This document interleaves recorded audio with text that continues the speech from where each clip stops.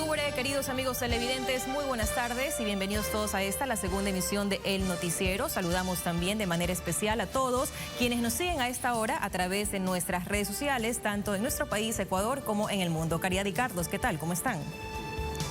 Muy bien, muchísimas gracias, Saskia, amigos televidentes, saludos. Arrancamos una nueva semana de noticias luego del feriado por el Bicentenario de Guayaquil. Importantes noticias para ustedes, así que estén pendientes. Recuerden, estamos en Radio Positiva en 860 AM en Quito y en 1050 AM en la ciudad de Guayaquil. Carlos, ¿cómo estás? Muy bien, ¿qué tal amigos? Buenas tardes, bienvenidos a la emisión central del Noticiero. Hoy estaremos conociendo de primera mano los detalles de la explosión del tanque de gas en Cumbayá. Un equipo ya se encuentra en el lugar. Esto y más enseguida. Pero antes, amigos, les recordamos entonces que el noticiero es retransmitido por Radio Águila 1050 AM en Guayaquil y en Quito por Radio Positiva 860 AM. Esto para reiterar.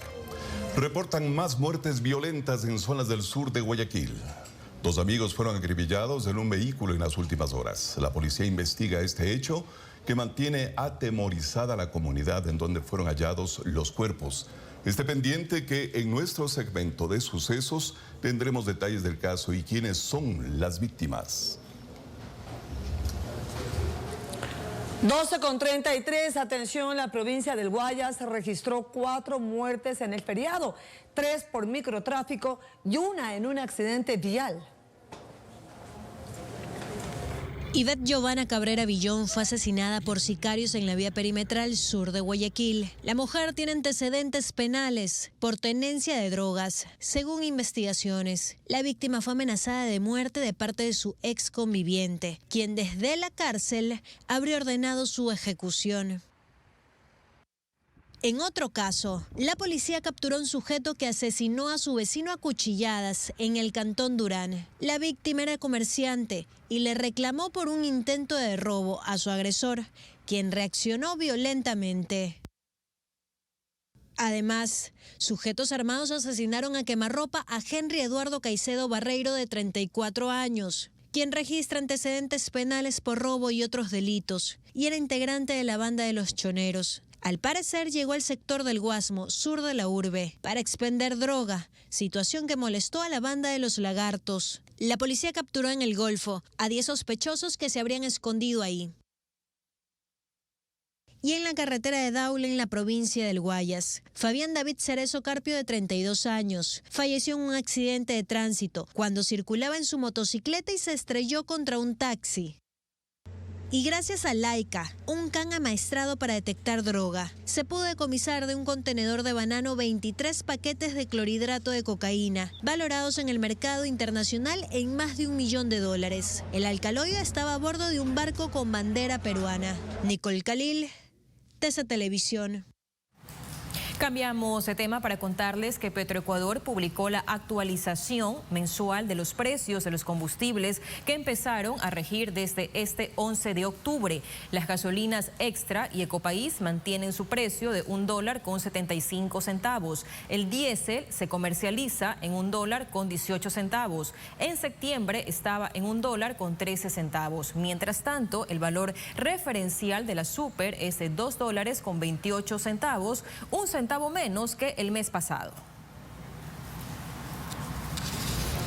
Y la fuerte explosión en Cumbayá, en el nororiente de Quito, demostró la peligrosidad y daños que puede ocasionar un tanque de gas utilizado incorrectamente en un local de comidas.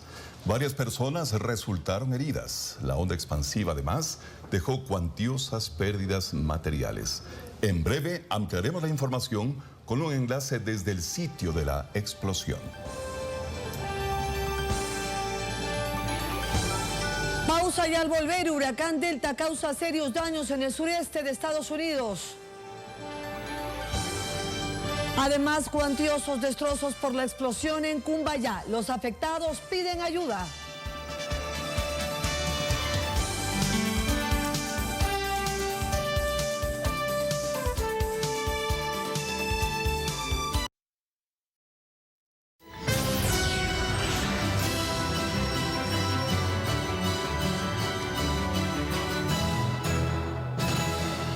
noticias de inmediato. 500,000 de hogares está sin suministro eléctrico. Esto tras el impacto del huracán Delta en la región de Luisiana, sur de Estados Unidos. Aunque el fenómeno perdió fuerza hasta volverse una tormenta tropical, siguió causando estragos. La suspensión del servicio ocurrió cuando tocó tierra el pasado viernes en Luisiana y también en Texas, donde dejó 67,000 hogares sin luz.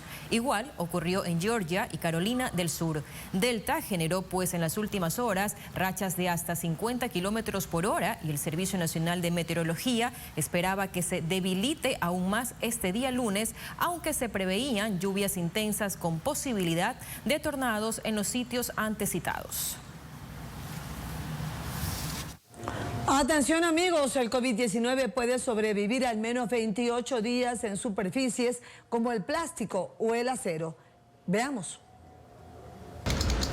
El nuevo coronavirus puede sobrevivir hasta 28 días en algunas superficies. Eso demostró un estudio de la Agencia Nacional de Ciencias de Australia difundido el lunes. Los científicos investigaron la longevidad del virus en la oscuridad en 3 tipos de temperaturas. Comprobaron que a 20 grados Celsius el virus es sumamente resistente en superficies lisas como las pantallas de teléfonos móviles, llegando a sobrevivir hasta 4 semanas en vidrio, acero o billetes de banco plastificados. A 30 grados, la supervivencia cae a 1 semana y a 40 grados no supera las 24 horas. Según los investigadores, el virus sobrevivió periodos más cortos en superficies porosas como el algodón, hasta 14 días con temperaturas bajas y menos de 16 horas con las altas. Significativamente más tiempo que los resultados de estudios previos que encontraron que el virus puede sobrevivir hasta 4 días en superficies lisas. El director del Centro de Prevención de Enfermedades de Australia dijo que el principal mensaje es que la gente es mucho más infecciosa que las superficies. Pero agregó que el estudio quizá ayude a explicar por qué, aun cuando no hay gente infectada, a veces hay nuevos brotes, incluso en países que se consideran libres del virus. Más adelante en el noticiero conozca cuáles son los reparos que se hacen a la inscripción de Daniel Salcedo Bonilla para asambleísta por la provincia del Guayas. Además, 2 asesinatos en el sur de Guayaquil en las últimas horas. Los detalles en minutos.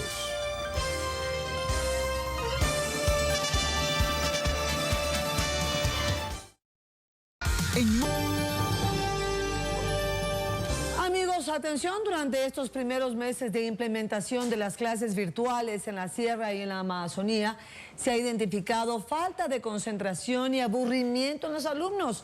Los jóvenes no quieren pasar tanto tiempo frente a una pantalla, según los padres. Veamos. Nael Carrasco tiene 5 años de edad y ya debe estar frente a una pantalla por 2 horas y media al día.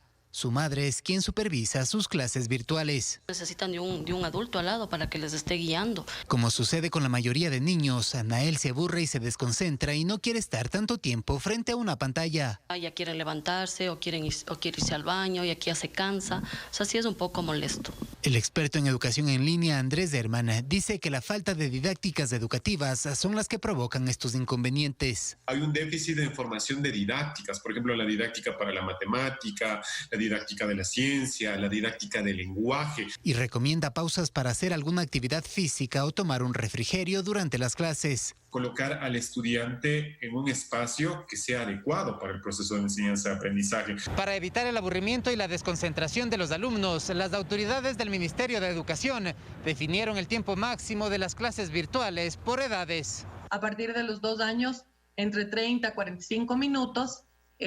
A partir de los 6 años, entre 45 hasta 1 hora y cuarto. Pero según varios docentes, el tiempo recomendado por las autoridades no es suficiente para impartir conocimientos, por lo que recomiendan actividades extracurriculares que estimulen el desarrollo de los estudiantes con música, pintura, deportes y arte. Isaías Cruz, TC Televisión.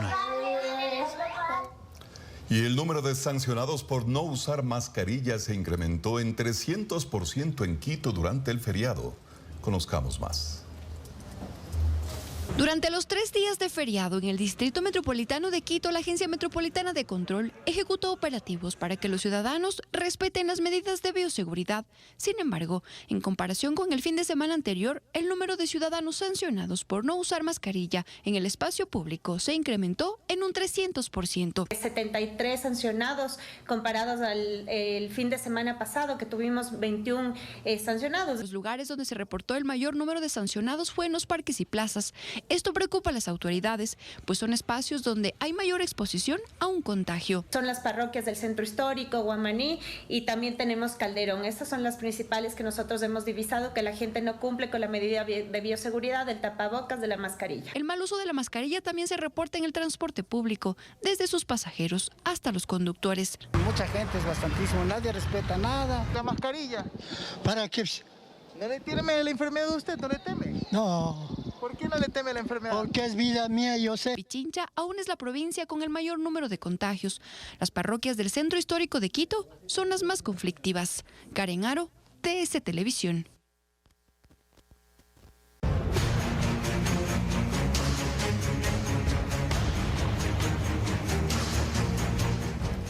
Horas 58 minutos, amigos. Vamos con el caso de los 2 hombres asesinados en un vehículo en el sur de Guayaquil.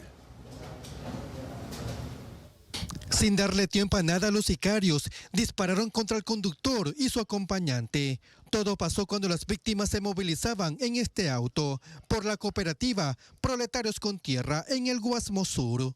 Amigo, ¿fue por robo o qué mismo pasó? Pues yo creo que aquí no ha habido robo porque las cosas que él llevaba aparecieron. Ya. O sea, no. El atentado estaba dirigido para la otra persona, quizás. Pues también te conozco porque ellos 2 eran amigos y... El señor que iba como pasajero, es decir, Henry Caicedo, había solicitado una carrera para el terminal. Los sicarios esperaron el momento oportuno para atacarlos. Criminales que hicieron esto lo hicieron bien planeado, porque de repente lo que han sabido es que él se iba yendo de viaje y le tomaron el tiempo. Quizá él boqueó que se iba yendo de viaje a tal hora, quizá, no sé. Hasta el momento no se establece si los sicarios se movilizaban en un carro o en una moto. Claro, esto no se tiene que quedar en impunidad. Nosotros queremos justicia, que esto no se quede así. Un padre de familia que deja muchos hijos en la orfandad, ¿no? Deja 4 niños en orfandad. Un hecho que está siendo investigado por la DINASET. Jorge García, TC Televisión. Y joven de 27 años de la nacionalidad indígena Achuar murió mientras navegaba por el río Pastaza. La canoa se hundió y se golpeó la cabeza. Un indígena achuar, Diego Vargas, de 27 años de edad, murió trágicamente cuando la canoa en que iba por el río Pastaza sufrió un percance y por razones no precisadas se rompió por la mitad. La víctima cayó en un remolino en la desembocadura del río Copataza, sufriendo golpes que habrían sido letales. El lamentable suceso ocurrió en la pequeña población indígena de Copataza. El cadáver en sí tenía un golpe en el rostro muy grande, tanto en la frente como en la parte baja, cerca de la nariz, que posiblemente fue lo que le ocasionó una muerte instantánea. Ubicar el cuerpo fue una tarea compleja por las características del río. Al siguiente día del mortal suceso, comuneros que se sumaron al operativo de búsqueda encontraron el cadáver en medio de la corriente junto a una orilla. De la Bocana a 4 kilómetros para abajo había estado. Fueron los propios bomberos con las autoridades comunitarias quienes hicieron el levantamiento del cadáver porque a este sector, convertido en uno de los mayores frentes de explotación forestal que se haría al margen de la ley, solo se ingresa con autorización de sus habitantes. La víctima habría iniciado el mismo día de su muerte su trabajo en la canoa del incidente, propiedad de un maderero. Reportó Gustavo Cobo, TC Televisión. La Autoridad de Tránsito Municipal de Guayaquil iniciará acciones legales contra los autores de la agresión a varios de sus agentes en el feriado. Una verdadera gresca en plena vía pública. Poco importa para un grupo de personas el respeto a la autoridad, ajenos a considerar que contravienen la ley con su violento comportamiento. Las imágenes se viralizan en las redes sociales. En la avenida Olmedo, cercano al Malecón, en el centro comercial de la Bahía de Guayaquil, se registró una nueva agresión a un grupo de agentes de la Autoridad de Tránsito Municipal por parte de individuos que al parecer habían sido citados por desconocer normas de tránsito. Los ataques no cesaban, los uniformados repelían los golpes y patadas con gas pimienta. Varios minutos duró la acción sin que la policía interviniera. El gerente de la ATM, Vicente Tallano, respondió a través de un tuit sobre la agresión. Los agentes estaban en el sitio cumpliendo con su labor. Ningún ciudadano puede atacarlos de la forma en que se evidencia en el video. Rechazo las agresiones violentas. Tomaremos las acciones del caso. José Luis Calderón, TC Televisión. Muy bien, amigos, vamos con lo anunciado. La preocupación que deja la explosión en Cumbayá, nororiente de Quito, ante el incorrecto uso de tanques de gas en locales de comida. María Verónica Olivero volvió al sitio y tiene novedades a esta hora. Adelante, Verónica. Buenas tardes. Te escuchamos. ¿Qué tal, compañeros, amigos televidentes? Muy buenas tardes. Quiero mostrarles en estos momentos el panorama 48 horas después de que ocurrió la explosión de una bombona de gas en un espacio de comidas aquí en el sector de Cumbayá. Se dice que aquí funcionaba un negocio de shawarmas. Todo lo que había en su interior, como pueden ver, quedó bajo estos escombros, mientras que gran parte de las viviendas pues se vieron gravemente afectadas con vidrios rotos, daños a la infraestructura y también vehículos afectados. Nos encontramos en estos momentos con los dueños de locales cercanos que están ahora mismo sin poder trabajar y se encuentran realizando más bien labores de recolección de estos escombros. La verdad es algo inconcebible que no haya un control rápidamente de las autoridades en la participación y en las autorizaciones para funcionamiento. Y ahora en esta época de crisis económica que uno trata de salir adelante, ocurren estas cosas. Otra de las grandes preocupaciones es también cómo harán para pagar los gastos médicos de los heridos. Pero para más detalles hemos preparado un reportaje que les presentamos a continuación. En medio de las pérdidas económicas que ha generado la pandemia, es probable que los afectados deban asumir el costo de la reparación, tanto de locales, vehículos y viviendas. Inclusive al momento están haciendo un derrocamiento, contratando a una empresa particularmente. Y esto por la irresponsabilidad de quienes ponen negocios sin cumplir con las reglas técnicas. A nosotros nos exige mucho el municipio, pero lastimosamente hay gente que no lo hace. Sin embargo, los bomberos afirman que cumplen con las inspecciones de forma rigurosa. A partir del mes de junio, nosotros habilitamos un sistema de teleinspecciones. Pero hay quienes han cambiado su giro de negocio en los últimos meses y no han notificado para las respectivas revisiones. Y este establecimiento de shawarma recién tenía 2 meses y no tiene trámite ingresado al UAI. Por lo que intensificarán operativos de control para evitar que usen gas doméstico, que es más económico, en lugar de gas industrial. Pero esto, amigos, no solamente ocurre con arrendatarios de locales comerciales como este, sino que también hay personas irresponsables que realizan labores de metal mecánica o cerrajería botando chispas en lugares no permitidos, como por ejemplo en una distribuidora de gas. ¿Pueden creerlo? Pues Alcibiades Onofre se encuentra en estos momentos en el sur de la capital y nos tiene más detalles sobre este tema.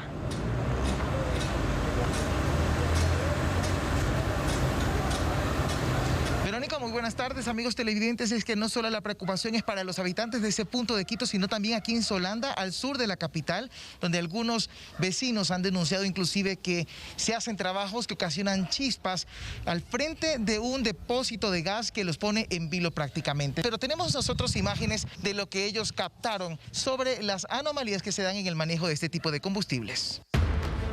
Está comprobado que una tragedia puede ocurrir en cuestión de segundos. Pero es algo que no vio quien administra una distribuidora de gas en Solanda, al sur de Quito, donde pese a que en el local almacena bombonas, esmerilaban a uno de sus camiones a 1,5 metros de la bodega, ocasionando chispas. El video fue captado hace 3 meses. También se observa a otro camión que sí está cargado. El procedimiento duró 30 segundos. Hay preocupación en el barrio. Piensan que no va a ocurrir nada, pero realmente esto es una bomba de tiempo. Sí, corremos el riesgo porque con un tanque que pasó eso, ahora imagínense acá. El propietario de la bodega acepta que cometió el error, más aún cuando asegura que lleva 30 años en el negocio. Sí, solamente fue unos 5 minutos que cogimos y borramos un... Pero hay sitios específicos para poder hacerlo, porque usted sabe que es una bodega, hay mucha gente aquí al lado. Yo lo entiendo, mi señor. Tiene todos los permisos de funcionamiento, pero los moradores exigen un control más riguroso por parte de las autoridades. Las autoridades competentes dicen que el área donde están ocupando, el lugar donde ellos están es seguro, pues nosotros nos vamos a quedar también tranquilos. La zona, que es densamente poblada, manifiesta un alto tráfico de carga y descarga de este tipo de combustible. Bueno, ya lo han visto, vamos a tener mayores pormenores en el noticiero Despiértese de las 6 de la mañana. No se olvide de sintonizarnos, seguimos con más en estudios. Buenas tardes. Muchísimas gracias a Alcibiades y también a Verónica Olivero por sus reportes. Cambiamos totalmente de tema a continuación, amigos televidentes, para contarles lo siguiente. Y es que hay expectativa por la inscripción de la candidatura al asambleísta de procesado por varios delitos, Daniel Salcedo Bonilla. Tenemos todos los detalles. Fue media hora antes del cierre el que el partido FEB inscribió a Daniel Salcedo Bonilla como primer candidato provincial a la Asamblea por la circunscripción 1. Se observa el que el primer candidato de esta lista fue sacado sin presentar su justificación. Ellos hicieron la inscripción, las primarias con otro candidato, el otro candidato hizo las primarias, firmó la aceptación y en el momento de la inscripción, ya en el registro, en el sistema, se registró a esta otra persona y luego se completó con toda la documentación. El sistema recepta a todos, pero la evaluación y aprobación final la hace la Junta Electoral. Él no está inscrito. Está en un proceso de inscripción y calificación. Mientras la Junta Provincial Electoral no revise todos los parámetros y no compruebe que se ha cumplido con todos los procedimientos de ley. Daniel Salcedo Bonilla es procesado por 5 delitos, uno por asociación ilícita, otro por fraude procesal, así también lavado de activos y 2 por peculado. Y busca cumplir desde la prisión algo que manifestó, el incursionar en la política. Pero en mi calidad de presidente de esta Junta, mientras yo no conozca los informes jurídicos y no conozca los informes técnicos, no voy a emitir mayor criterio al respecto. Una decisión que se tomará en las próximas horas a fin de conocer si Daniel Salcedo Bonilla puede participar o no como candidato a asambleísta en las próximas elecciones. Mauricio Ceballos, TC Televisión. Y el Pleno de la Asamblea decidirá mañana el futuro del presidente del Consejo de Participación Ciudadana, Cristian Cruz. Su juicio político está relacionado a la obtención de un carnet de discapacidad en cuestionadas circunstancias. Es el primer juicio político que llega al Pleno de la Asamblea Nacional con la reestructuración de la Comisión de Fiscalización. Este martes, el Parlamento analizará si existen o no los elementos necesarios para censurar y destituir al presidente del Consejo de Participación Ciudadana, Cristian Cruz. Hemos emitido un informe en donde efectivamente se evidencia el incumplimiento de funciones. Cruz ha utilizado sus redes sociales para defenderse. Dice que su carnet con el 81% de discapacidad lo obtuvo de manera legítima. El asambleísta no explica de manera específica cuáles son los incumplimientos de funciones y sus fundamentos. Son en base a supuestos. Sin embargo, en la Asamblea hay quienes aseguran que existen los elementos necesarios para censurar y destituir a Cruz. Por haber tenido un carnet de discapacidad de más de 80% cuando es campeón mundial de artes marciales. Eso es una burla a las familias que realmente necesitan. Cruz presentó un recurso ante la Corte Constitucional para frenar el proceso de interpelación en la Asamblea. Rechaza la otra denuncia relacionada con arrogación de funciones por aprobar 2 reglamentos sin el consentimiento del Pleno del Consejo. La ley orgánica del Consejo de Participación Ciudadana menciona que el presidente ejercerá la máxima autoridad administrativa del Consejo. Finalmente dice que acudirá al Pleno. Se defenderá y, de ser necesario, asegura que irá a organismos internacionales. Cristian Hidalgo, TC Televisión. Atención amigos, Fernando Alvarado y otros 3 procesados por el caso SECOM fueron declarados inocentes. La decisión del tribunal no fue unánime. De hecho, el juez Iván Saquicela consideró que sí se cometió peculado. Luego de de más de 2 años ya hay resolución en el caso SECOM. El Tribunal Penal de la Corte Nacional de Justicia declaró la inexistencia del delito de peculado de uso y ratificó la inocencia de los procesados. Ellos son Fernando Alvarado, exsecretario de Comunicación, y los exfuncionarios Pablo Llanes y Galo Pacheco, así como el contratista Carlos Bravo. La decisión no fue unánime. Solo los jueces Iván León y Daniela Camacho dijeron que no se especificó en concreto el peculado de uso, mientras que el juez Iván Saquicela consideró equivocado el voto de mayoría en la interpretación del tipo penal y dejó sentado su voto de minoría declarando la existencia del tipo penal. No puede ser posible que la justicia nos esté dando estos insabores cuando ya estábamos viendo que en definitiva la Administración de Justicia se estaba recuperando. Antes lo hizo el periodista Jorge Ortiz, quien fue atacado en las cadenas sabatinas del expresidente Rafael Correa, organizadas por Alvarado. Tenían todo el poder y podían hacer todo a su antojo, y por eso se hicieron un festín con los fondos públicos. Además, en esta sentencia de primera instancia se ordenó levantar las medidas cautelares que pesan sobre los procesados. En el caso de Alvarado, la prisión preventiva, luego de botar el grillete electrónico y huir a Venezuela en octubre de 2018. Sin embargo, la resolución podrá ser apelada y casada antes de que se ejecutoríe. Fabiola Santana, TC Televisión. Y en la Corte Nacional de Justicia, además, se reinstaló la audiencia de juicio en contra de 15 personas procesadas por presunto peculado en el caso Singue. Se investigan posibles irregularidades en la firma de contratos para la explotación petrolera, esto durante el anterior gobierno, que habría perjudicado al Estado con una incorrecta tarifa por barril. El perjuicio ascendería a los 28 millones de dólares. Entre los procesados constan el ex vicepresidente Jorge Glass y el ex ministro de Hidrocarburos, Carlos Pareja Llanuselli. Son las 13:13, amigos. Atención, en otro ámbito, cerca de 500.000 personas perdieron sus empleos en el sector privado a raíz de la pandemia, según las cifras que maneja el ministro de Trabajo. Conozcamos cuáles son los sectores más afectados.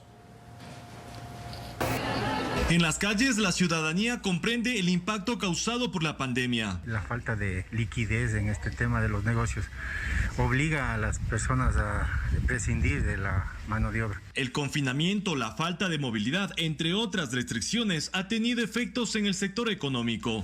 Ha influido en que las empresas paralicen sus trabajos, producción y tengan que despedir obligadamente a la gente. Desde el 16 de marzo, cuando empezó la emergencia sanitaria, hasta la primera semana de octubre, el Ministerio de Trabajo registra más de 427,000 actas de finiquito en el sector privado. El sector más golpeado fue el sector de la agricultura, de la ganadería, de la silvicultura y pesca. Por otra parte, también se registran nuevas contrataciones. Existen 72.585 empleos salvados gracias a la promulgación de la Ley de Apoyo Humanitario y existen 170.453 empleos creados. No obstante, los despidos en el sector privado se aproximan al 500,000 y alrededor de 8,000 en el sector público. Juan Pablo Ruiz, TC Televisión. Atención, amigos, Guayaquil registra en los últimos días un leve incremento de contagios por coronavirus. Las autoridades piden continuar con la bioseguridad. Las cifras por contagios del nuevo coronavirus experimentan un ligero incremento en relación a las últimas 2 semanas, cuando se marcaba como casos sospechosos una incidencia de 9.5 por cada 10.000 habitantes. Ahora estamos marcando una incidencia de 10.8 por cada 10.000 habitantes. Todavía menor a lo que vivimos muchísimos meses más atrás. La gran movilidad ciudadana por el último feriado podría generar una nueva alza. En un número que esperamos no sea tan alto y pueda ser perfectamente manejable. Como dato alentador, manifestó que Guayaquil está lejos de sufrir un rebrote, siempre y cuando se continúen practicando las normas de bioseguridad. En Guayaquil han aumentado más o menos 2.000 casos en 4 meses. A una media de 20, 23 pacientes por día, bajísimo. La gente no se cuida, en la península, a los balnearios ha ido la gente, estaban sin nada, bailando hasta de madrugada y todo. Creo que la desgracia de marzo está en la mente de mucha gente. Directivos de la Mesa Técnica de Salud del COE Cantonal afirman que los adultos mayores continúan siendo el grupo más vulnerable frente a este virus. Y uno se pregunta, ¿por qué me infecté si yo no salgo de la casa? Pues que algún adolescente que salen, llegan a mi casa y me enferman. Estamos a la espera de una respuesta por parte del Ministerio de Salud Pública para conocer si sus cifras coinciden con las de la mesa técnica del COE cantonal. Vanessa Filella, TC Televisión. Amigos televidentes, recuerden siempre seguirnos minuto a minuto a través de todas nuestras redes sociales. Búsquenos en Twitter, en Facebook o Instagram como @elnoticierotc. Nos vamos a una breve pausa comercial, pero enseguida volvemos con más.